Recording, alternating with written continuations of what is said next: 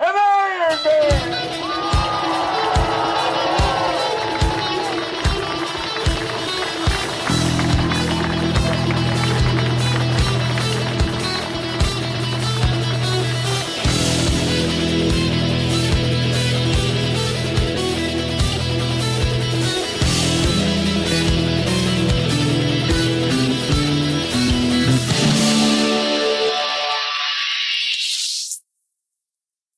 This podcast is sponsored by Velo Yellow, providing bike transport to events across Europe. Supported also by Fear the Turtle Triathlon Coaching, Conway Cycles and Vitalize Omagh.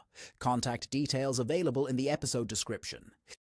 Hi everyone, welcome to episode 80. Today I'm joined by Shane King. Shane, thanks very much for agreeing to come on to the podcast. No problem. Delighted. Shane, you and I first met back in 2023 whenever we both completed Ironman Ireland. A very eventful and unforgettable day. And we'll come to that later on in the podcast. We'll chat about that and how we both fared out. But we've been chatting together for quite a while, and we often have had the pleasure of each other's company in the Omagh Leisure Centre. We've been chatting away in the sauna. And the more I've got to know you and the more I've spoken to you, the more I realise that you're a man with many different talents. You've been through so many different sporting elements. And that's why I've asked you on to the podcast. Your journey to triathlon has been a weird and wonderful world of different types of sports, strength work, explosive work, footballing work, all sorts of stuff. There's no point me yapping on about it. Let's hear it from yourself. If we go back in time, Shane, talk us through the school days, back in the day, sports from an early age. Well, probably my father was a PE teacher, and obviously I had an older brother. So the two biggest influences you have, you try and copy what your dad did and what your brother did. Now, I was very lucky that my father introduced, he was a Gaelic footballer, played for Tyrone for 13 years and spent a lifetime playing for Trillick. But we were introduced to, kayaking. I can't remember not being able to ski, things like that. We went to the swimming pool. It was, Friday evening after school, you went swimming. And then my father was very heavily involved in what was the community games from a very early age. There would have been things like parish sports and school sports that everybody got involved in. Now, PE was very unstructured through primary school. But I probably identified that I was fairly fast from a young age. It was probably the first thing that I noticed. And in terms of Gaelic football, I hadn't really got a great interest when I was very young. I used to enjoy watching my father. And remember, even probably in the early 80s, my first sort of heroes would have been Trillick players. And I remember at one stage being asked, who in primary school, who do you look up to? And the first person who I won't name was a Trillick player, and the second person was Kenny Dalglish. So it was just shows you it was a real GA. Carl Lewis, I remember, an early memory for me would have been when the Americans decided they weren't going to the 1980 Olympics, the disappointment.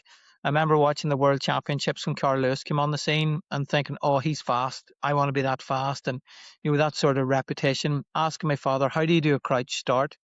And then probably the first sort of competitive athletics I got involved in was community games. And I actually got to the final of the under 8 60 meters was my first introduction. And going from local level to where you're fast in your primary school, you win your county, you go down there, you make it through the rounds, and in the final, it seemed like there was men racing against me. I was, believe it or not, I was very skinny, I was thin, I just had good cadence. I was very, very small. I wasn't tall at all, not that I ever have become. So that was probably an introduction. But I remember even at that stage at under 8, my father had a harness on me. So there was a lot of sprint mechanics. He worked on sprint mechanics. We, did proper starts, how the drive phase. So I was very lucky that my father introduced me to proper technique and coaching. Obviously, as I grew older, my brother was very, very skilled footballer, and he was much more academic than I was. But once you went to St Michael's and Enniskillen, and at that stage you're probably under 12, and you realise, right, I'm not too bad at this.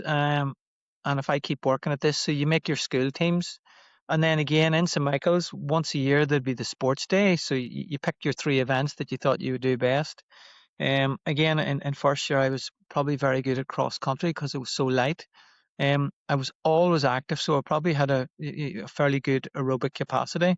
So I was competitive in cross country, and I remember winning E districts and things like that.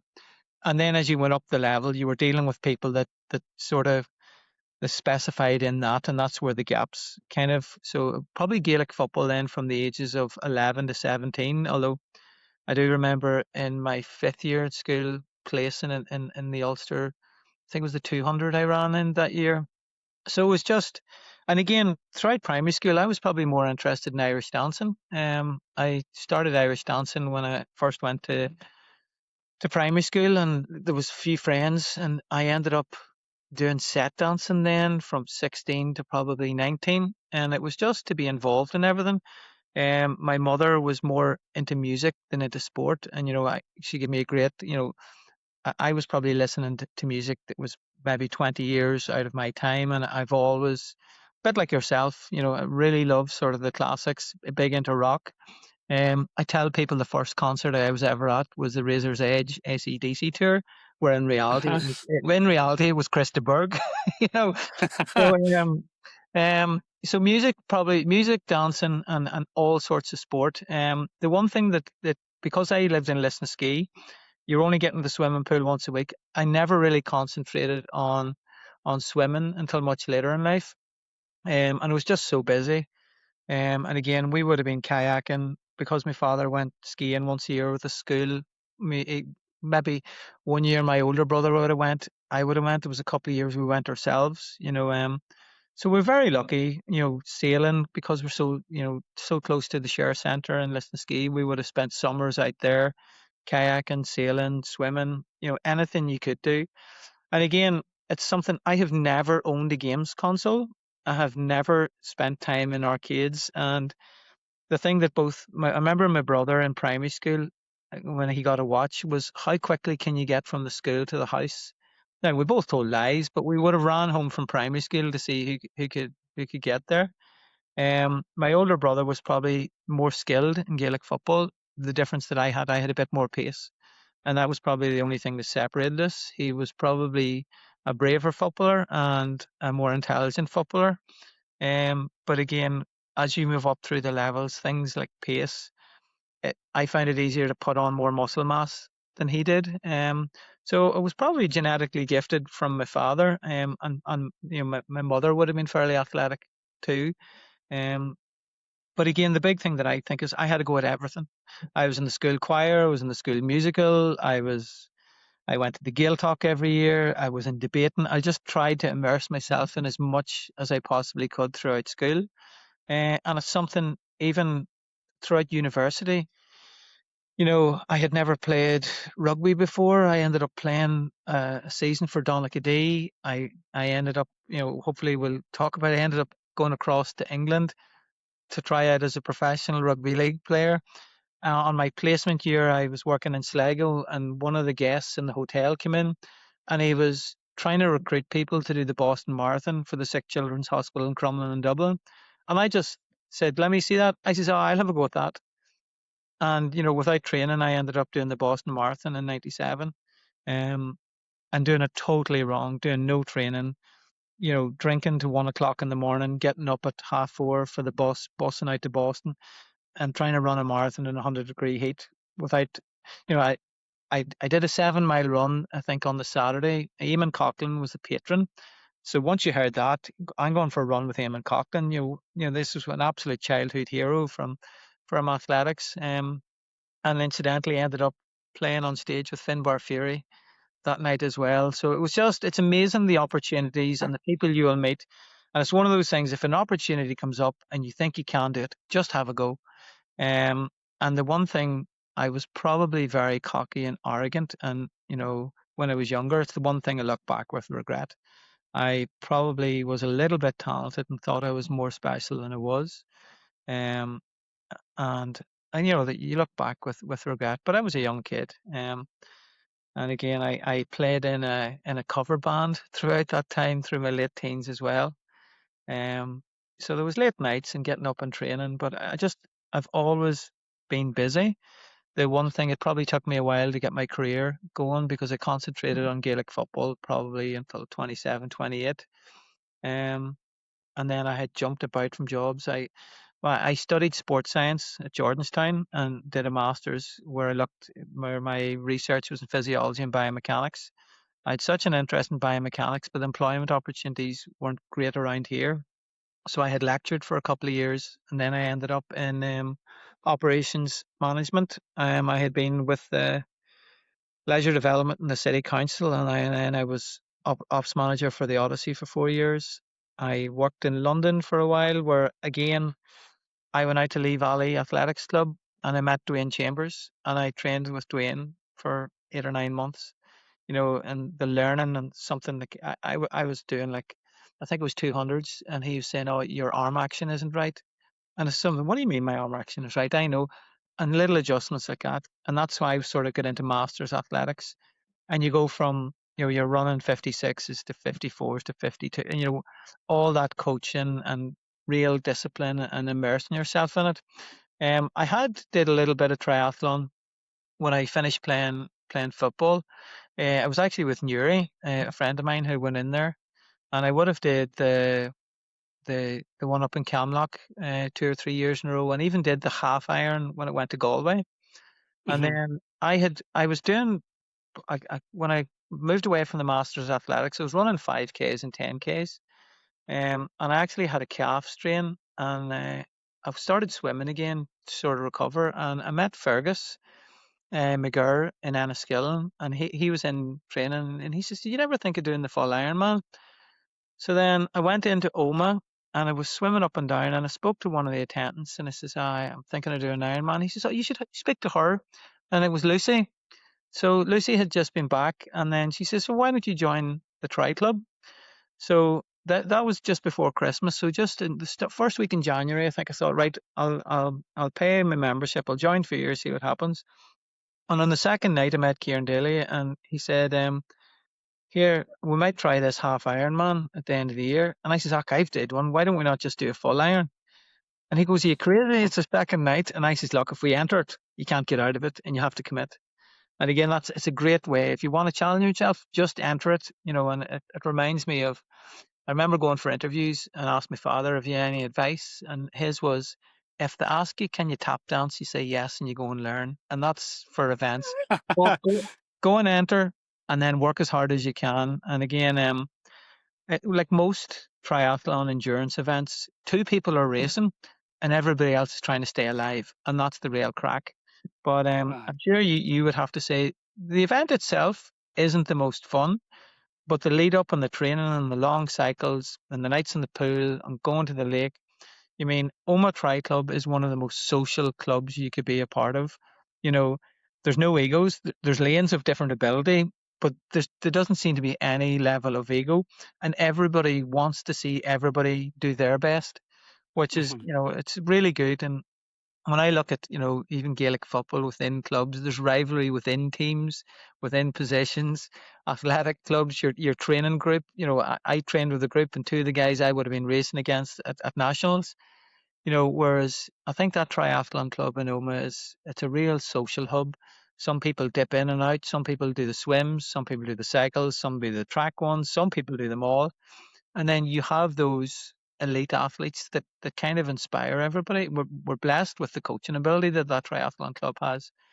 Yeah. Again, we have seen people went from non-swimmer to doing, you know, try the lock to the next year doing half iron and full irons. And this thing about people says, "Oh, I'd love to do a triathlon, but I don't swim." You turn up on a Monday night and you get in that first lane. There's coaches in that club, and it's something I always said. Once you can get yourself up to 12 lengths without stopping, that you can do a triathlon. And I'm sure, like you, some of the triathlons I've done, I have been breaststroking, backstroking, side stroking. We don't all, can't all be like Big Michael and just go in and knock out 120s. But that's the sort of the journey I had, and I suppose from an early age, my father was probably the biggest influence, and one of the worst things you could ever say in our house was "I'm bored." And I remember, probably in my teens, what are you doing on board? And he's come with me, and I ended up having to sand the fascia and paint the fascia around the house for the next couple of weeks. So never said we were bored again. And then it was the sort of thing. Have you been to the gym? And I remember saying one night, and I was gonna, and that was one thing my father hated. I was gonna. He's, if you're gonna do it, just either do it or don't do it. And if you won't do it, you'll find a reason not to. And if you Mhm. will, and again, people would say that thing, what motivates you? I think motivation is a very dangerous thing to rely on. I think discipline is a big thing. And even that year of doing that Ironman, making the Monday night and the Wednesday morning meant you only had to make one more swim on your own. You got your 3 swims a week. If you did the cycle on the Sunday, you got one turbo and one cycle on your own. It was just get into that discipline, let everything become a habit. Um, Yeah, and a bit like I met yourself, and look at the journey that you were on. yeah. When I look at some of the people, and again, it's something people say is, what sort of athletes inspire you? I think it's dangerous. People sometimes get inspired by talent, and I think that's not what it's all about. I think it's more frustrating when you know people that have talent and don't push it and bring it to as far as they can. So for me, sports people that either overcome adversity or longevity are the two things I find inspiring. And not only just through male, and I think we don't have enough female sports stars that are highlighted. You look at earnings for women's sports outside of maybe tennis or something. With the WNBA, I think we really need to promote some of the females within sport, and especially over here, we definitely don't do it. Um, and it's, I know that Kieran McGeehan's going through a rough time, but again, she has inspired so many people and so many girls, to take up athletics. And I think that really needs to be pushed further. I could never understand it, because all male had a mother at some stage. And again, it was when I was playing Gaelic football, people, and someone was playing well, the first thing people used to say was, "Who's his father?" We get our talent from our mother and our father, and sometimes that's forgotten about. Shane, that's an unreal account of the journey up until 2023, where we actually met. And you're absolutely right, and there's loads and loads of things that I can pick up on and relate to and bounce back off with that story. But I want to just nip back. I want to explore the Gaelic just a wee bit more, because I know you kind of glossed over it, but your Gaelic career, and hence why I'm wearing the old Tyrone top. But your Gaelic career was just ordinary. I mean, you'd said that you were playing inter-county, but you were very successful at St Michael's as well, and very successful with Trillick. Talk me through those Gaelic years, and do you think anything within the Gaelic years has helped you to move into triathlon, or was there any benefit to that? I, I I'm think, guessing there's probably certain yeah, aspects with regards to strength training and endurance work or whatever, but I'll let you educate me. I think probably initially it's the discipline, discipline and team cohesion, task cohesion. And we went to St Michael's. We had Peter McGinnity and Dominic Corrigan, who went on to be phenomenal coaches. There was the absolute respect that you had for your coach. And again, I was very lucky. Again, I had an older brother, and you had people like Paul Brewster that had been a couple of years ahead of you. Simon Bradley, who was, he was an absolute god in St Michael's. He was playing senior inter-county when he was still there. Now, my father played for Trillick. I grew up playing in Lisnaskea. And again, I was very lucky that we came along with a bunch, and we played in 4 minor finals, league and championship, won 3 of each. And I was very lucky. Lisnaskea senior team sort of came from a Division 2 team, and in around the late 80s and early 90s. So in 1991, when I was 16, I was part of the senior team that won the senior championship. Didn't play in the championship, but came on in the league final as a 16-year-old, and it was just, the buzz in the community, and you're on the lorry going up the main street. And it just reminded me of my father when they were in Trillick. That sort of the whole community came behind it, and it was the fact that it becomes part of your identity. Now, later, in obviously as I got older, as sort of 16 on a McCrory team, we started doing weights. Now, as I said, I was one of the lightest players. But I noticed very quickly I was able to gain sort of strength and muscle. I was very disciplined. Once I started doing weights, I've never really went away from it. And even now, I try and get 2 to 3 sessions a week. I lift heavy. I do low enough reps. I do, I very rarely do 5 sets of 5 would be my mainstay for strength and maintenance. And because of maybe if I've poor back or poor mobility, I'll stretch it out to sets of 10. But again, I only pick 5 exercises a night and I go and do them, and I pick main compound lifts. Again, the fact that I studied sports science at university when I was developing from, when you're 19 and you're looking, how can I get better? Probably was introduced to plyometrics, good coaching and athletics.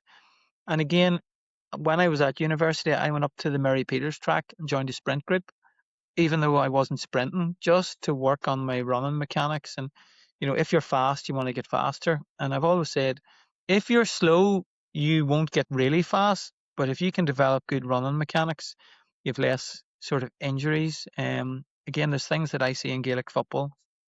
Most Gaelic footballers overstride. They're trying to build strength and mass at the same time on a Monday night. Tuesday night, they're going and they're turning. There's a massive amount of stress on the body. They're probably not prioritizing recovery in terms of both nutrition, sleep, and what the body needs. And as we sort of spoke earlier, the amount of cruciate injuries and like amount of muscles coming off bones now, it's just it really is. On those successful teams, they're trying to train at a professional level, but living amateur lives, and they're trying to get up for work. Again, you train so hard. If you don't have the nutrition, the rest, the hydration, the sleep, you're going to break down.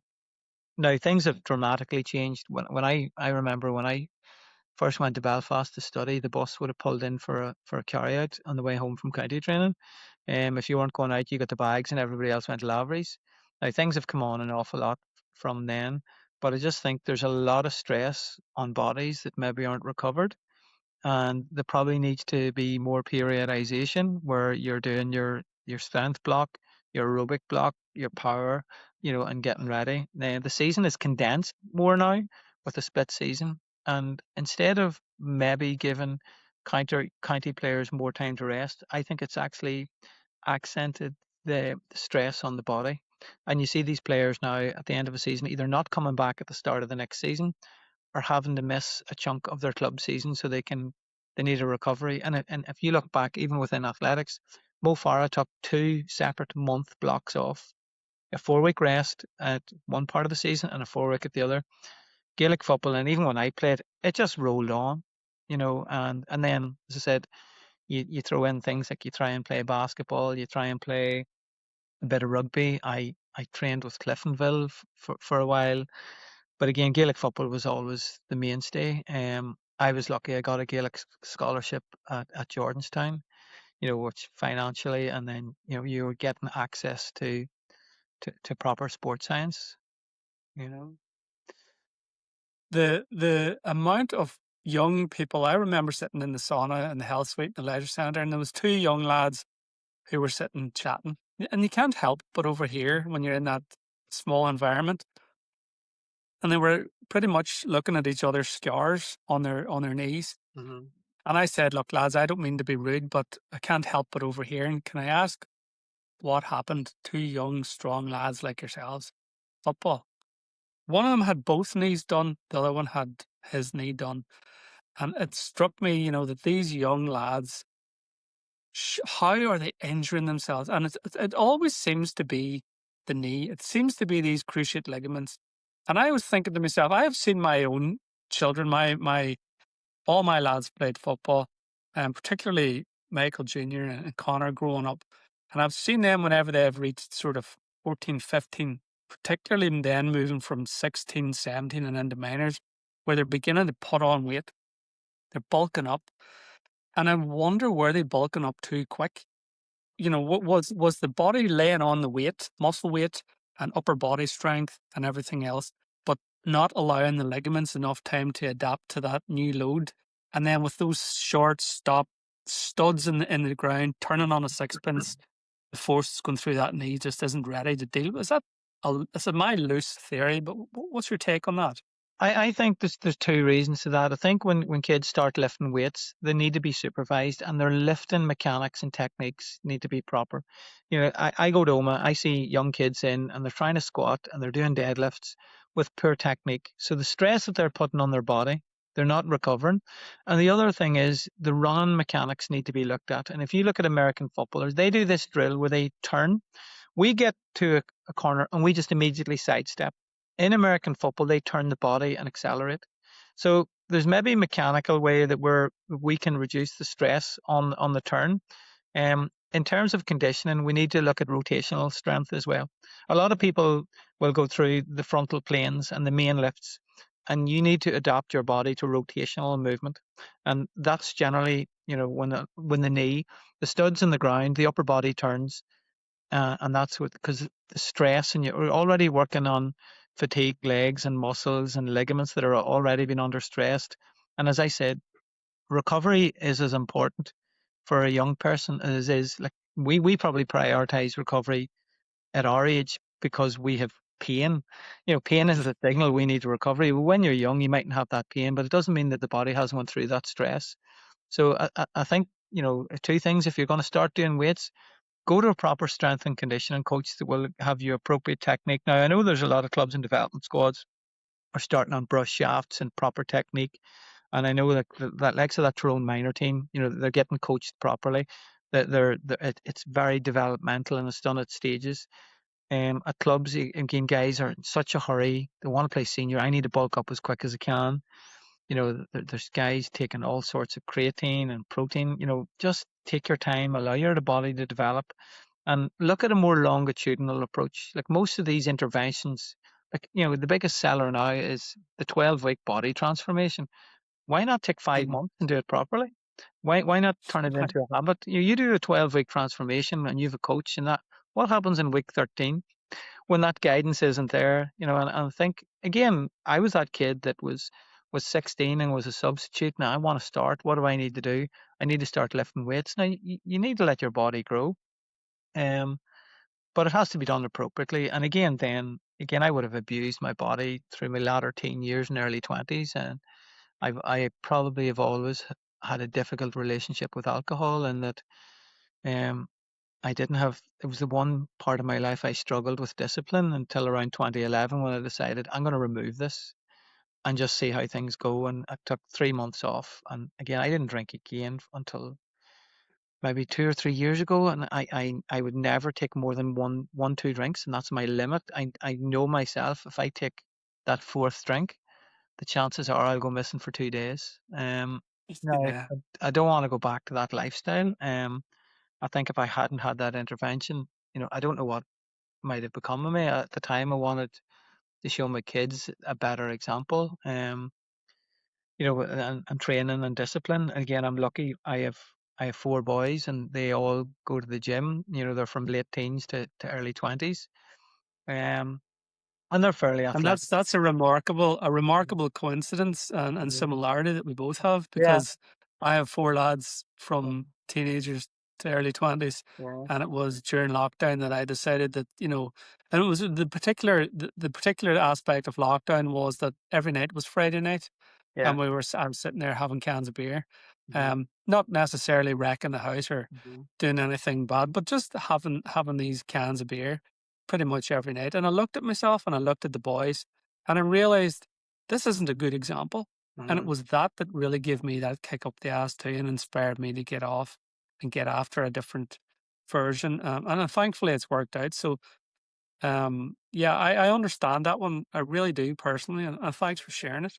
Yeah, but again, it's not, and I think probably for my kids, or just because you were good at sport, you expect me to be, and it wasn't that at all. And it was even my youngest, Daniel, who never really got involved in organized sport and started running. And the first time he ran with me, did a sub 19 5K, having no training.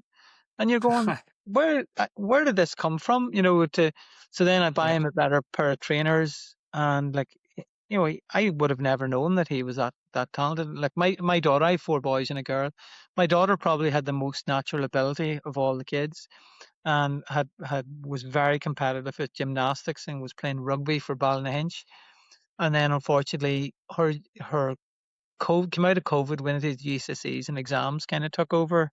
But again, I'd be hopeful that she would get involved in some sort of, I think the social side of sport for women is fantastic. They meet like-minded. The last thing, traditionally women's dropout rate was between 15 and 17. Then they go and have their families. The man's allowed to run away and play his football all he wants. The woman stays at home and looks after the kids. And maybe later in life they get back to something. So again, I'd like to see if there was a cultural change. I think we need to keep young girls and women involved in sport. As I said earlier, we all have mothers. If your mother was more involved in sport, you're more likely. And I think even in sociological studies, kids with active mothers are more likely to be active rather than their fathers. And I don't know what the reason behind that is. Probably because younger kids spend more time around their mothers in their formative years when they're developing their habits. And then obviously as kids move into their late teens and 20s, the opportunity to do sport with their dad. I mean, last year I did the 7-7s and the morns with Daniel. That sort of just being active, have a go at anything. Myself and my partner, we did, I think we did Slave Donard, Arrigal, Croagh-Patrick and Carntool over the space of a few months. All of a sudden then my son is, I'm going to do this. He's taking his friends up the mountains, so I think being active as a parent is the best example you can give. It Oh, really is, and it can be yeah, broken down into the most simplest thing. I have yeah, this wee saying. I know there's real deep seated academic work and developmental psychological stuff behind it, but it breaks down very simply as monkey see, monkey do. yeah, So and there's no expectation or pressure on any of the kids to become yeah, into exactly. triathlon, for example, or to do this, that, and the other. But each of them, one by one, have watched me do my thing, and they have taken a level of inspiration from that. And thank God, they're all very fit, very active.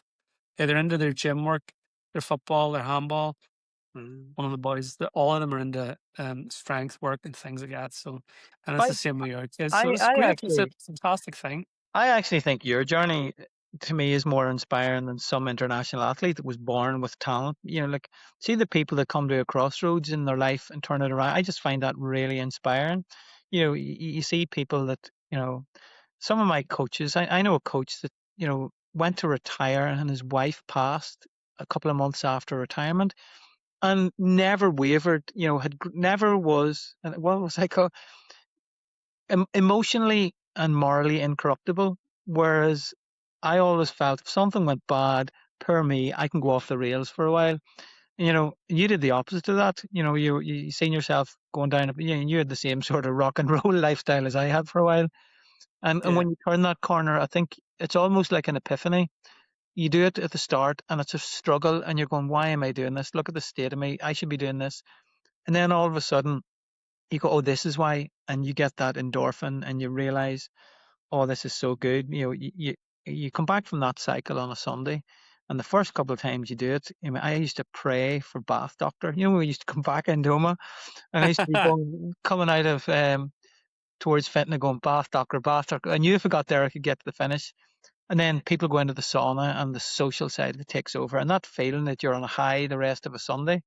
Again, even at the weekend, I wanted to do something. So I went cycling at 10 to 6 on a Sunday morning. And you can go out and you can either do your 6 hours or you can blitz it for an hour and a half, 2 hours. So, but again, I think the thing is develop discipline. And if I had any advice for kids growing up, is try and develop discipline and emotional control. Because the things that I used to fly off the handle on, even later in life as an adult, if you can control your emotion and have discipline and continuity in your activities and your behaviors, life gets better.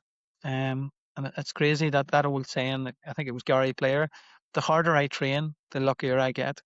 And I think is the more consistency you put into your training and your lifestyle, the rest of your life starts getting better. You get more balance. Your relationships are better. When I think of, I used to go and play a football match on a Friday night and go drinking for 5 or 6 hours and Saturday morning was a washout. You'd wake up. Ford Super Sunday was on. I'm going up to watch the Premier League game at 12. You come back at 7, and then you're back into the next week, and there's no lunches made for the kids. And once you turn things around and you sort of get your blocks, right? I'm going to train early so I can do something in the afternoon.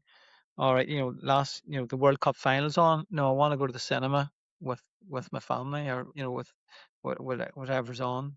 And life Yeah. just gets better.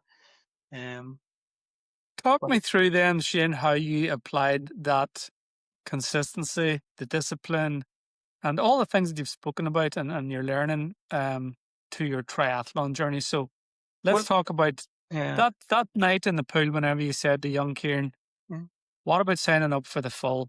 Talk me through what happened. That was January. We were yeah, looking ahead then to the 20th of August. I remember the date because it was the yeah, day I turned 50. The yeah, 20th of August would have been about 7 months away. yeah. It's just over 7 months. What did you do? How did you work through that to get yourself from a couple of lengths in the pool with OTC Mm. to lining up down in Youghal? Yeah. Well, I had remembered from my time in Uri that the first night I went there, I think I did 2 laps and I held on to the side of the pool for dear life. And nothing beats consistency. And I knew that Monday night was really good coaching. And Michael, you landed there. You didn't have to think. And again, that was the beauty of playing Gaelic football. You went to training, you brought your gear, and somebody else told you exactly what to do. And we had this facility in Uri on a Monday evening and a Wednesday morning. You turned up and someone wrote out what you needed to do to try and get better. So I sort of knew if I make Mondays and Wednesdays, I'm going to try and get one more day in the pool on my own where I'll maybe go for distance. So the way the Monday structure was, you went in, you did your warm up, you did your drills, you did different things.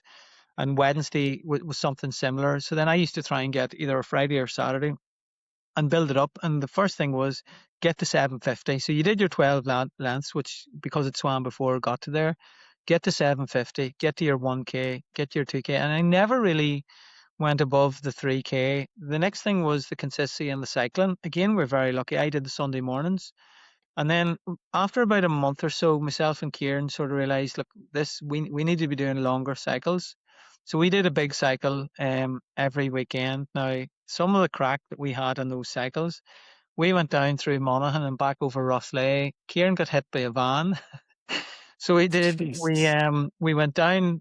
We decided we'd go from Omagh down through Kesh, Balik, and those signposts were saying Balik 15 mile, Balik 15 mile. And the next one said Balik 17 mile. And the crack, or who's gonna speak first. And then with things like we stopped for coffee one day. We're about 2 mile out the road, and Kieran realised I've left my phone in the coffee shop. And in your head you're thinking, I've only this left, and you're going, oh God, I have to turn it. We turned and went back. The one thing that I didn't really get that year is I was refereeing a lot, and I had sort of a lot of back injuries. And again, I had did a lot of ego lifting, I'll say, in the gym at one stage, and was trying to get my deadlift up to 260 kilos, and I hurt my back, and I've probably never really got the mobility, and I probably didn't concentrate, because once it's pain free, I tend to go back. It's one thing I probably need to do more mobility and flexibility work. I see Conor Maguire, and when I'm in the gym, and his flexibility and his mobility is amazing. It's one of the things I know I need to do that, but I just prioritize other things. So my running was very poor, and up until I don't think I had ran for the 4 weeks before Cork. But even that, see that the weekend we went, I remember we went down on the Friday night. I think I went down Friday and Saturday. I think the rain, and remember the half iron was postponed on the Saturday. On the Sunday Yeah. morning, I was in such a panic that because where I was staying, I came in, I couldn't get into town, couldn't get parked. Um, I went to the toilet, and my ankle, the chip, I Uh-huh. must have taken it off. I got to the start line and realised there'd no chip on. So then I had to go to the front, and in fairness, Kieran came with me, and I got a new chip. And instead of going right to the back where we normally started, I said, you know something, let's get in near the start, and we were looking at our waves. And again, that day, the amount of half iron people that went off first, that ended up getting out. And again, not being a strong swimmer. And I remember me and Kieran says, right, we're just going to go for this. We get to the first buoy, and normally I would breathe every 2 strokes, and I went into the water, and I think it might have been 17 strokes before I took my first breath. And I had decided I'm getting to the first turn, and then it's up to God what happens next. So, Yeah. and luckily enough, I got to that first turn without being touched. I got rounded. There was a guy in front of me. I was on his feet, and 2 guys either side. I had probably the best swim I had that year. And at one stage, I thought, I think I can go right round this guy. But when you're drafting somebody and swimming, and it was that no, calm down, calm down. Now, unfortunately, when I was getting out of the water, one of the guys that unfortunately passed that day, they were working on him, and it was Yeah. that your next sort of, unfortunately, your hour, and it's just such a feeling. It's almost, you almost feel, looking back on it, a bit of PTS. That it was just, and you didn't know what had happened at that stage. But in terms of the performance, it meant, because I'd went into the water earlier, I was getting out earlier, and you're getting out with better cyclists. And even though you're not actually drafting, you're sort of in the flow. It's a bit like when you're driving on the motorway. You tend, without looking at the speedometer, you start moving at the same speed as everybody else. I was hoping to go through the first lap in about 3.5 hours, and I went through in 2:50 and realized this is totally unsustainable. So my second lap in Youghal that day was, it was abysmal. I have poor eyesight. I drove past the food stop, so I was lifting Mars bars and energy drinks that I would never have.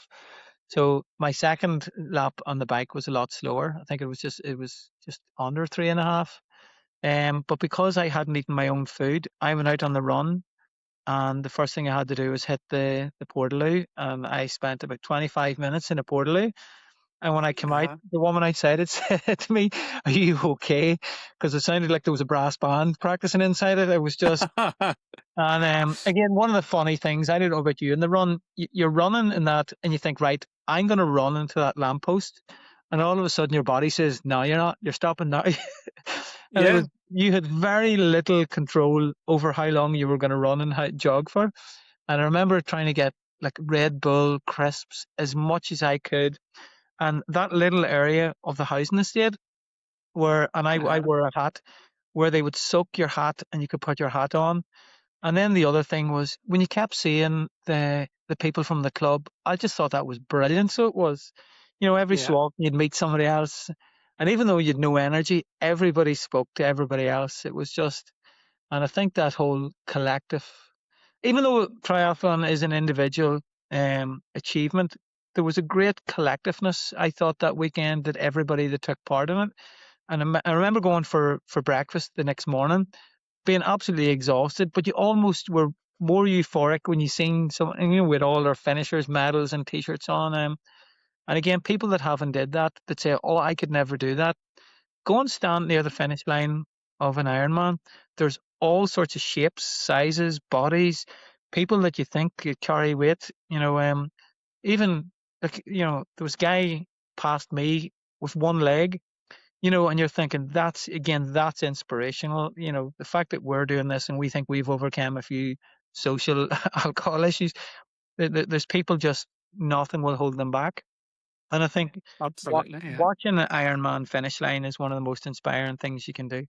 And some of the journeys that people have come from, some of the fundraising, or the things in their life that have got them to do that, to either raise money or is just decide, I'm not what has happened to me in my past. I am the architect of my future. And again, that attitude, I find that so inspiring. And again, it's not about people that come in 7, 8 hours. It's the person that gets across the line with 10 seconds to go, and they couldn't swim a year ago, or they'd been in a car crash, or they lost their mother or father or something.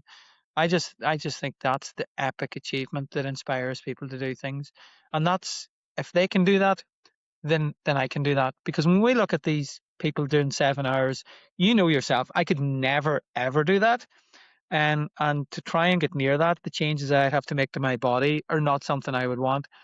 But when you see somebody get across the line that maybe 12 months ago was on a ventilator or recovering from illness, and they can do that, I just find those stories really, really inspire me, you know? But Yeah, you and me both. that 7-8 months, and it was just a wee crazy. And it was just, that night that we were getting out, and I think Sean Gillespie was there too. And Sean goes, "What have you entered the half?" He goes, "We entered the full," and he had entered the half at that stage.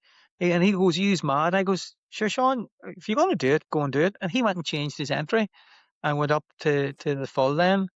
Um, and I remember thinking, I bet you he's so glad that he spoke to us that night. Now, people thought we were crazy. I hadn't did a triathlon in about 10 years, and I did the Dungannon half, and I had got a new wetsuit a couple of weeks before that, and I went down to Loch Macrory, and I couldn't breathe. I just couldn't get my breath. And I was thinking, this is crazy. And it was Big Michael says, "Have you a new wetsuit on?" And I said, "Yeah." He goes, "Oh, just don't panic. It's probably tight and you can't breathe." So the week before the half in Dungannon, it was a Friday night, and it was absolutely lashing.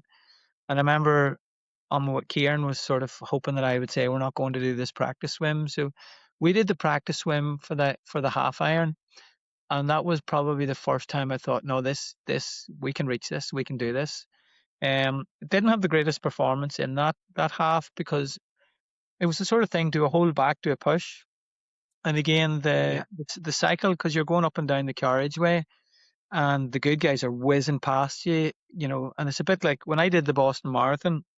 I went for that run with Eamon Coughlin. I said, "Have you any advice for the marathon?" Eamon? And he goes, "Yeah." He goes, "If you think you're going too slow, you probably need to slow down." And it was just, he goes, the amount of people, someone passes them and they pick it up. And again, a funny story from Boston Marathon, and anyone that's ever done it, they bus you out of the city and you run back in. You come round the corner and you see the big archway, the finish line. Unfortunately, most people are more aware of it for the bomb. But when you see that, for some reason, people pick it up and pick the pace. The amount of people that tear hamstrings and cramp when they see that, and then someone passed you maybe 15, 20 times. Once you see that archway, you think, all right, it's mono a mono. I'm taking off here, and everybody runs. So, and it was a wee bit like that. When we come round in Youghal, and you didn't have to turn right, and you knew you were going round the corner, and you could hear people ringing the bell, and the crowds roaring. Yes. And I almost thought there was it was very emotional. I did this, something that once seemed impossible. I've done it. It's possible. Uh-huh. Yeah. And again, it's a very internal, personal feeling. I was very lucky. My brother was there at the finish line, and my kids had come down. It is emotional. When you see that, and again, that's why I would say to somebody, never think that you can't do something. You can, if you apply yourself. Surround yourself with the right people, and be positive, and you can almost achieve anything. Again, I look back to that sort of 15, 16-year-old really skinny kid that thought I'd never be strong enough to play Gaelic football at senior club level. I was lucky. I played intercounty. I played for Ulster. Now I worked pretty damn hard to get my body, someone that's just a bit over 5'9" to do that. And in a time in those 90s where some of the defenders that I marked, they were big, strong men, and anybody that's ever tried to run around Faye Devlin would attest to the condition you would need to be in. But again, it's we're all on a journey, and everybody's on a separate one. None of us have any idea what's going on in anybody else's life. But I think sport, it's an opportunity to bring people together and encourage everybody. I look at the things, at the minute, some of the events that Damien O'Hagan has undertaken, that is just incredible. And I know Damien probably would have to accept he's a wee bit on that crazy spectrum, that he will take on anything. And I would encourage people, you don't need to be that crazy, but take on your own challenge. And maybe if you've never walked up Sleeve Donard, or if you've never went up, the back of Gorch and Glen, start on something like that, and set yourself a short goal. And once you realize you can achieve that, just keep pushing, just keep pushing.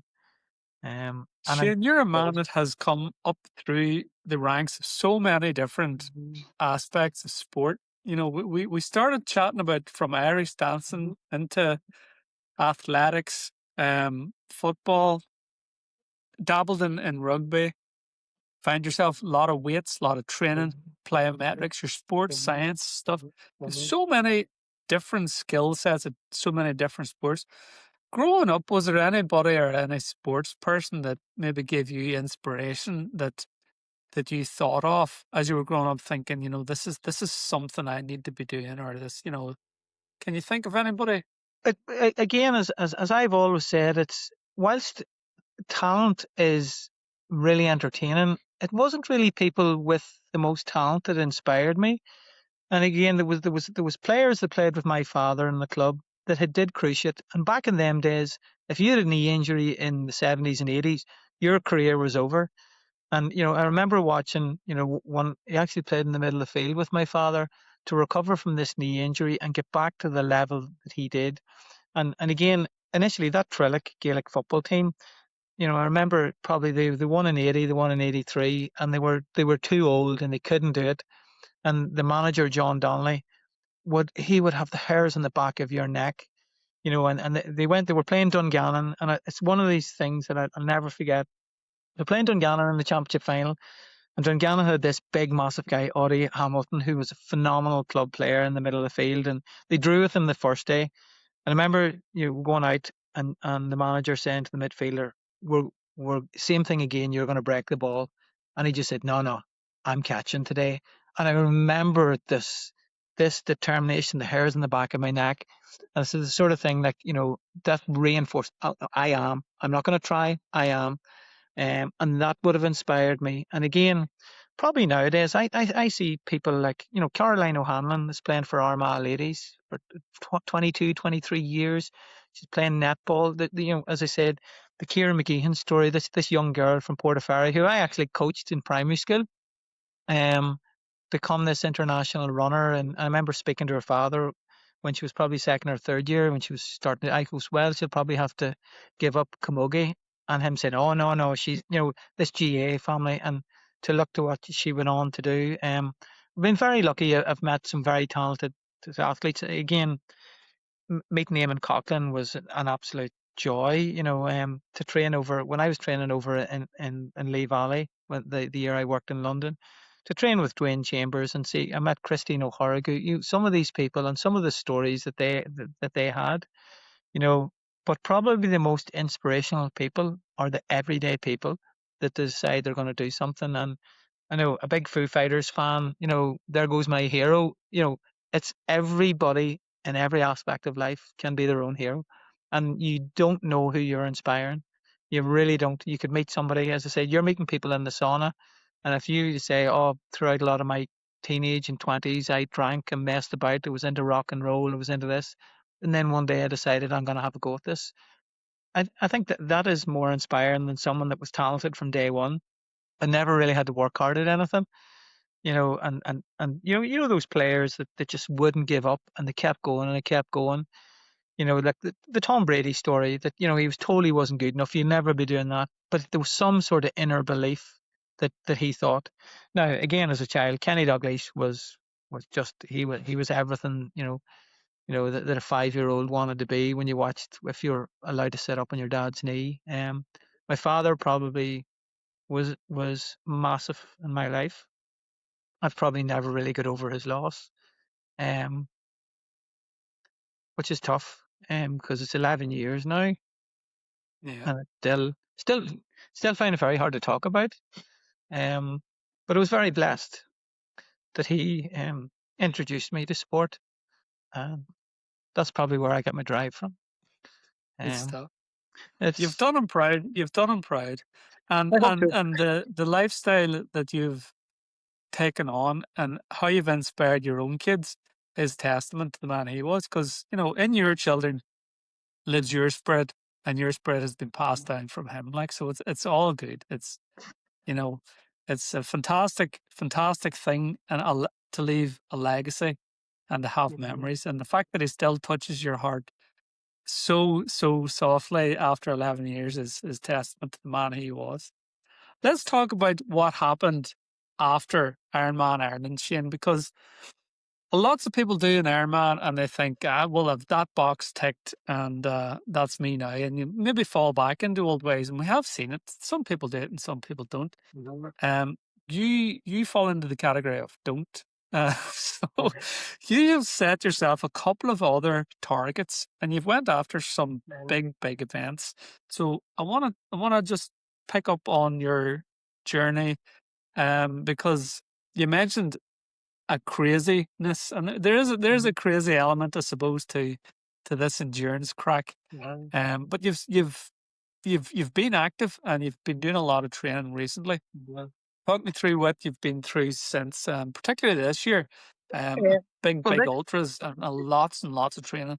yeah, well, again, the fact that Kieran Daly and myself probably, and it's strange because I think Kieran was probably 24, 25, and I was in my late 40s when I met him, and our fathers actually played against each other in the 70s and 80s. But Kieran was sort of, the fact that we had become training partners, we always kept in touch. And it was, Kieran had did a few ultras, and it was just that we talked about doing ultras, and then that 108 mile from Ballintoy to Gorchin was advertised, and we thought we'd take a crack at it. So we had did a few, in your training, we stretched it and stretched it. And oddly enough, there was one night I decided I was going to do, I think, 50 mile round Omagh, and I was going to start at 8 o'clock at night just to get used to it. And as I was rolling out towards Killyclogher, a van pulled over and he said, you okay, son? Do you need a lift? And I says, no, I'm training for an event. And he goes, are you sure you're okay? I was going, He maybe was I'm going to not. drop you off at the TNF. Yeah, maybe I'm not okay. So we had that there. Now, unfortunately, Kieran, he had a knee ligament injury, so he had to pull out with about 2 weeks to go. So I decided I'd give it a go myself. Now, there was a couple of things that I did wrong. You have to put the route into your Garmin. I didn't want to run wearing glasses. I'm long sighted, so I couldn't see my Garmin, and there's a wee arrow on it. Now I fell in with a doctor up there, and just after halfway, I got that sort of that anorexic feeling where I was struggling to take food on. I had like a 20-minute sleep, and I kept going for about another 4.5, 5 hours. But unfortunately, again, I didn't listen to the advice. I didn't tape my feet properly. And at about 73 miles, when I was coming down into Dungiven, my left foot ripped, across the ball of my foot. My shoe was filling up with blood. Now at that stage, I was trying to eat and I was heaving. Now I honestly think I could have went on. My thinking at the time was, if I go on here, I'll not be fit to do any training for about a month and a half. So I think I'll Yeah. call it a day. I phoned my partner and she came and collected me. Now, it really, I don't like, I wouldn't call it a failure. Quitting is failure. I didn't quit. I stopped. Now there was another one on this weekend in Belfast that I had thought about doing. But since then, myself and Kieran have decided, we haven't decided on a date, but we're gonna try and create one of the biggest triathlons. So without saying where we're doing it, we're hoping to do a 10K swim. We're going to cycle the length of Ireland, and then we're going to do 100K. So we're just waiting to pick our weekend, our locations. We're in the latter stages of getting that. We're probably going to do that in September. We might, in terms of finding somewhere, because of the weather, it's going to be very difficult to pick a weekend and just find somewhere to do a 10K swim. So we might do the 10K in a pool, head off. We'll probably do Mizzen to Malin, and possibly try and run from Malin Head back to Omagh Leisure Centre. I think that'd be a nice place to finish because well, that's where we centred all our training. The Tri Club was kind of based there. So again, we're in the latter stages of trying to lock down. We're get people to do a bit of support on the van and stuff like that there. So that will be the next attempted challenge. Now again, whether we do all of it, we do some of it, or someone, Kieran's, because of his injury, the run will be difficult for him. So we'll try and push it back, but still do it early enough in September that we've enough daylight. And probably do Million de Miles and try and target it over 3 days. So if we do a 10K, and then do our 3 days cycling, and then on maybe the fourth day, if we could do I think it's 106 kilometers from Malin Head back to Omagh Leisure Centre. So, whether that's a walk or a jog, but that is the target at this stage. It's just locking it down, and staying injury free is a big thing as well. A big target, a big challenge. Yeah, Um, do you know what? It sounds phenomenal. It sounds brilliant. Is yeah. there is there is there going to be any sort of events around it, or he's publicising it, or is there a Well, charity element to we it, or is did. it just two lads with a wacky idea and away they go? Well, it's kind of a wacky idea, but now with both, I know obviously Kieran had lost his aunt and Damien's mum, so we had thought about we started a fundraiser, to raise money for the Marie Curie nurses and stuff. So Kieran Yeah, had shared that there. So once we tie down the date, we'll probably share the link about, and brilliant stuff. hopefully we'll try and raise some money. Again, there's a lot of other fundraisers going on with different things, and you need to be cognizant that you're not interfering with other things like that. Again, the main challenge is to do something strange and wacky, and that to try and do something each year that you never thought you could do. Now, something else that I want to do is I want to do Ben Nevis, Scaffold Pike, and Snowdon in 3 days as well. That's something that I'll hope to do. Um, I don't know whether I'll get it done this year because you're very weather dependent. And Ben Nevis after October, it's hit or miss. You're nearly better to wait until March, April time. Now, in saying that, I had went up Ben Nevis as a child with my father, and it's something I've always wanted to go back and do. It'll be very emotional, but I'd like to do it when there's a winter element to it.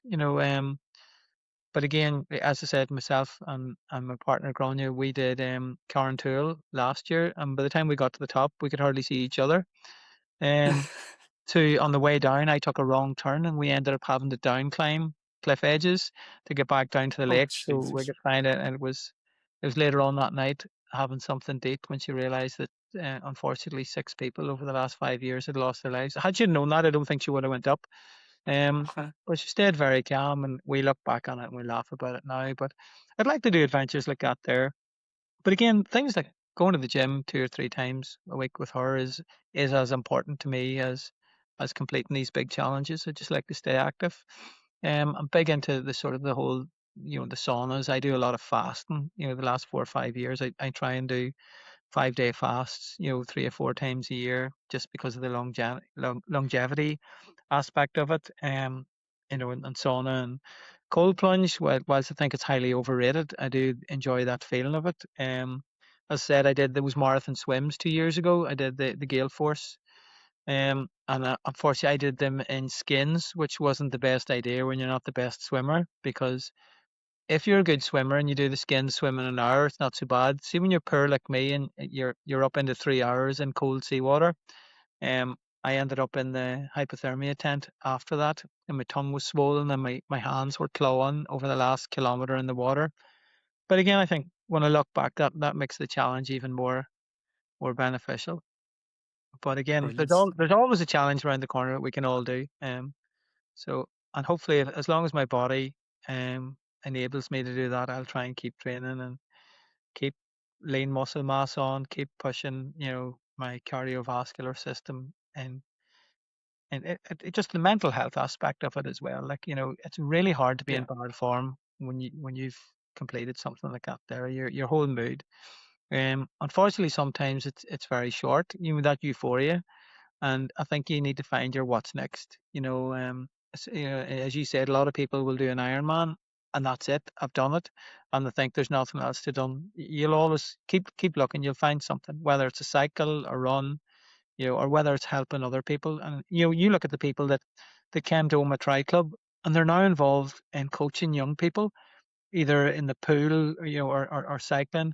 Look at Big Michael, what he has done for the swimmers at that club. You look at the guys that plan the cycle route, every Sunday. So there's always a different challenge there. And you look at the age of some of the age group, the older members of Omagh Tri Club. It's remarkable. absolutely phenomenal. Yeah, man, women, still kicking ass, and that's great. And those are the guys that inspire me. And the thing that I like about what you've said there is whenever there's an event, like, so if you do an Ironman and you think that's it, I suppose that for people, that is it. That's okay. And that's fine.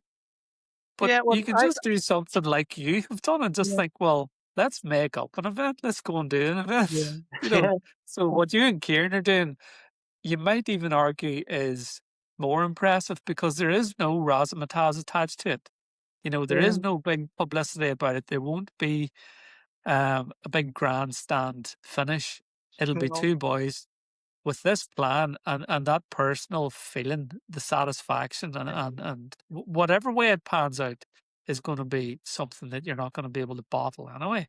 yeah, So I find that those types of personal challenges that people undertake yeah. are But it's more even, difficult, you yeah, but know. even with those training, and it's the amount of times that Kieran will say to me, "There's wiser eating grass." It's just that's how you know it's crazy. We're out on a Saturday, Sunday morning. I remember that time we'd maybe been on the bike for 7 hours, and he goes, "Do you know something? There's wiser eating grass." You know, it was just, and I go, "That's why we do it." That is, you know, as you say, that combination of adventure and crazy, you know, can never be understated. Shane, you keep doing it and keep us all informed, and I'll look forward to following the journey for the rest of the year. No problem. It's been a joy to join your podcast. Long may it continue.